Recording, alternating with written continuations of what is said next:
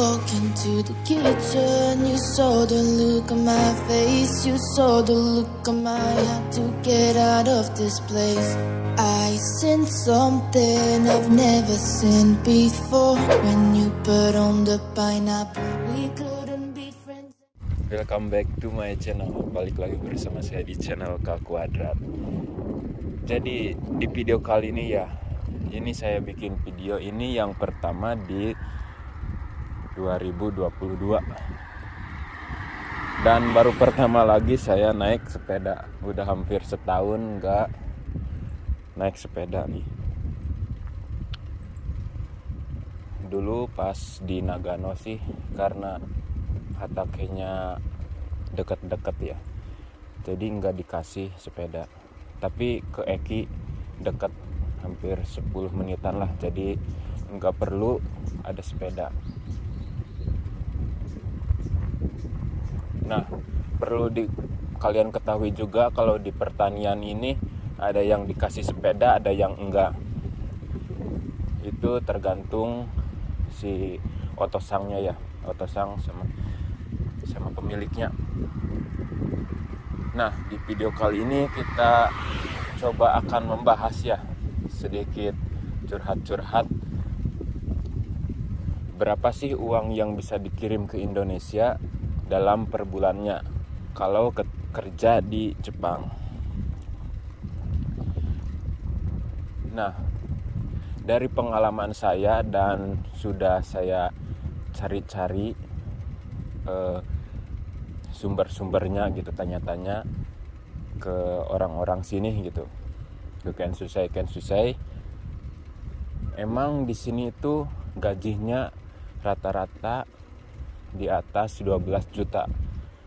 Kita ngomongin langsung aja ya ke rupiah, ke juta-jutaan biar enak. Jadi di sini rata-rata 12 jutaan ke atas sampai 20 juta itu per bulan.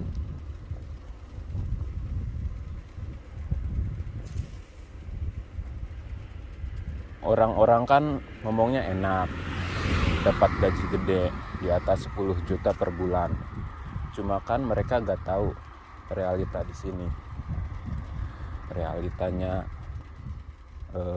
makannya per bulan gitu, belum beli baju dan beli yang lain gitu. Kebutuhan di sini taunya cuma patokan sama gaji. Nah, dari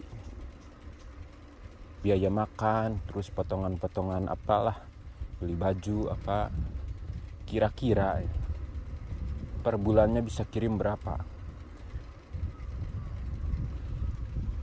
Tapi kalau di sini intinya kalau kerja di luar negeri bukan masalah gaji gede ataupun kecilnya.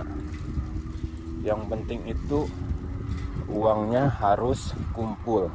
Itu yang harus perlu digarisbawahi.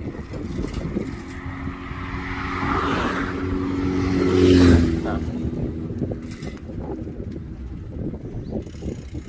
jadi kita balik lagi ke masalah uang. Kalau orangnya yang bisa ngelola di sini, walaupun gaji pas-pasan gitulah, 15 juta lah. Nah, kirim ke Indonesia itu bisa 10 juta per bulanan. Itu kalau orangnya yang bisa ngelola uang lah. Jadi 10 juta per bulan. Kalau setahun kan 12 bulan. Ya bulatkan aja lah, setahun itu 10 bulan. Karena ada libur, terus ditambah pengen beli ini beli itu kan. Nah, jadi otomatis setahun itu dapat 100 juta. Kalau magang 3 tahun berarti 300 juta. Itu intinya.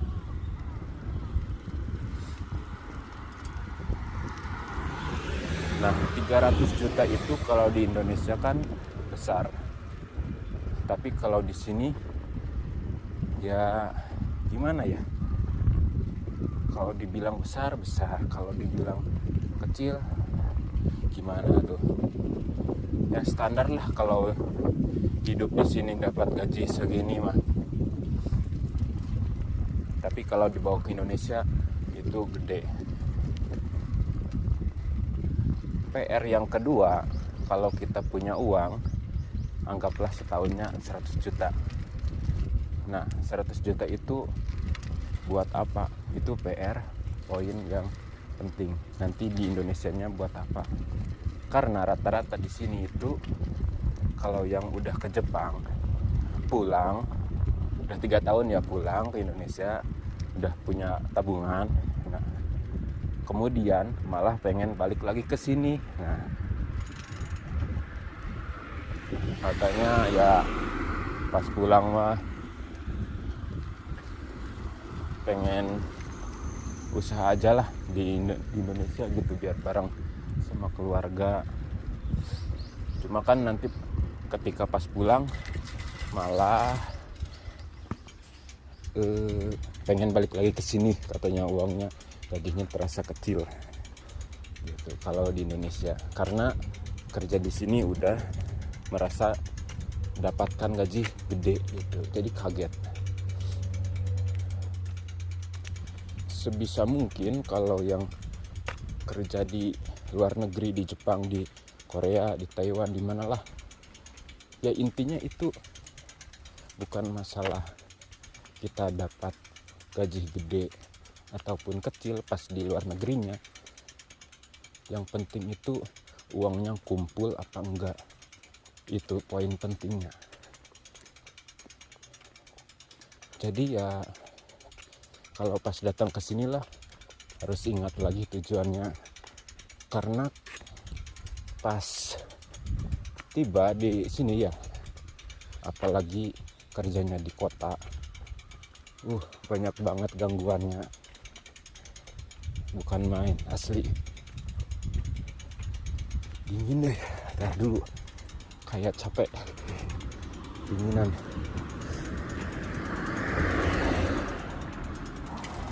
Kita lanjut lagi nih. Jadi kan tadi ngomongin uang yang per tahun kan paling rata-rata dapat 100 juta gitu kan, kalau bisa ngelola uangnya. Dan juga pas ditempatkan di tempat kerja di sininya perusahaannya mendukung, dalam artian mendukung itu dapat gajinya ya agak lumayan gitu. Nah, 100 juta per tahun, kalau 3 tahun 300. Kemudian kita balik lagi ke ditempatkan di mana. Soalnya kalau ditempatkan di daerah kota kan otomatis biaya hidupnya juga agak lumayan tinggi dan boros gitu. Ditambah pengen main, ya emang nggak bisa dipungkiri sih, rata-rata yang ke Jepang ini tujuannya bisa nabung sama bisa jalan-jalan gitu, 2 poin pentingnya. Tapi ketika pas di sini suka lupa sama yang namanya menabung, fokusnya sama jalan-jalan. Karena apa ya? Karena dapat gaji gede, pengen pergi kesana kemari juga enak gitu, gampang. Nah, itu yang bikin kita susah nabung. Ditambah lagi kita bareng sama orang-orang yang pengennya jalan-jalan terus lah gitu. Jadi uangnya ya cepet boros karena uangnya cepat habis. Jadi kalau sekali jalan-jalan itu ya lumayan lah habisnya, apalagi kalau jalan-jalan yang jauh.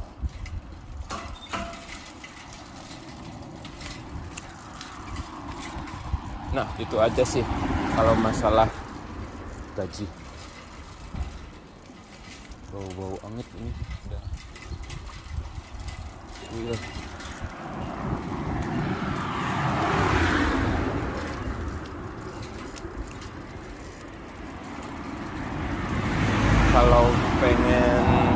tanya-tanya bisa DM di IG saya, ada di deskripsi di IG maupun di Facebook. Jangan sungkan-sungkan lah buat nge-follow ataupun nge-inbox, nge-DM. Kalau masih belum tahu, saya ini alumni Minori, berangkat tahun 2019 kalau gak salah. Apa lagi ya? Iya, 2019 bulan Oktober.